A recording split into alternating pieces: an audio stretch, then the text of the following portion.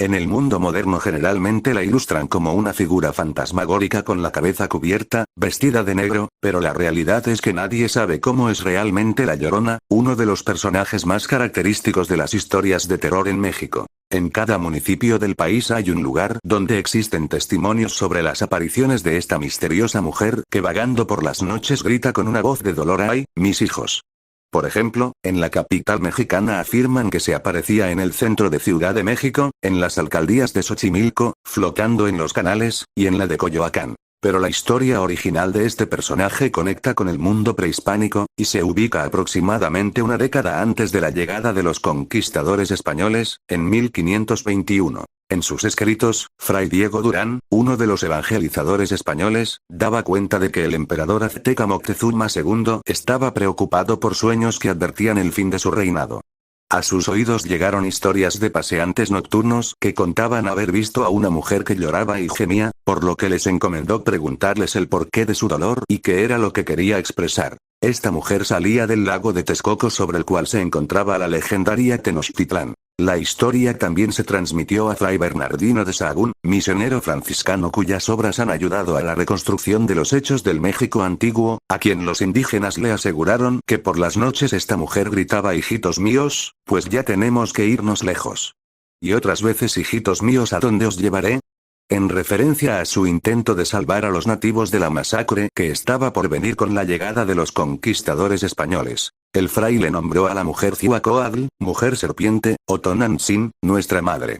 Dice la historia que es una mujer que aparecía para prevenir todo lo que iba a caer sobre los indígenas.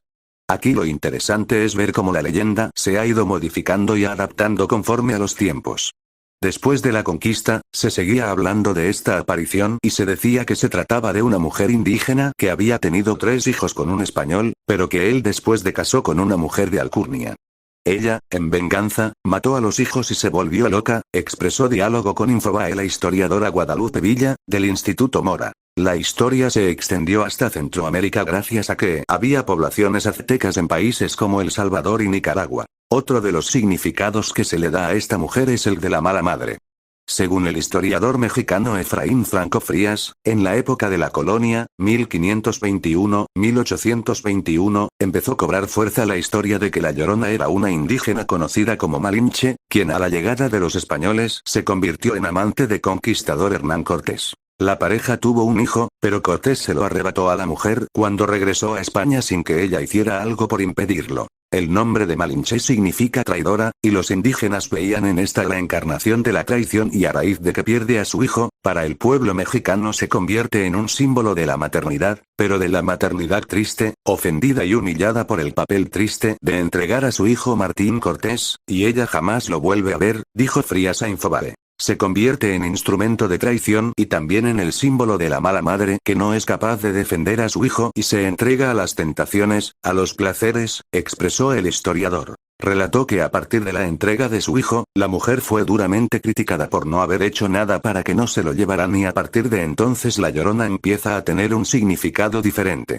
La Iglesia Católica empieza a modificar la historia para darle un significado de que si eres mujer y te entregas a los amores prohibidos, como la Malinche, no cumples con los deberes tradicionales de madre, vas a estar condenada al sufrimiento y a estar vagando por el inframundo hacia el siglo XVIII. Más de un cronista identifica a la indígena como La Llorona y como la mala madre. A partir de ahí, el mito de Cihuacóatl se convierte en leyenda.